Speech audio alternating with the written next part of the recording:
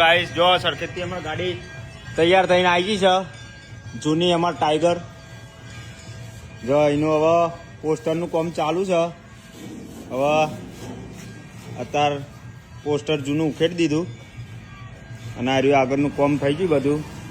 આમાં નવી સીટો બીટો બધું નખાઈ દીધું, બધું કમ્પ્લીટ કરાવી દીધું.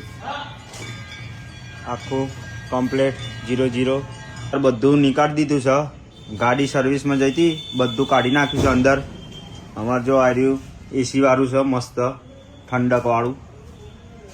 પછી આ હવે 10 દિવસમાં આપણો ટાઈગર તૈયાર થઈ જશે. રાહુલભાઈ અમારા મંડ્યા છે.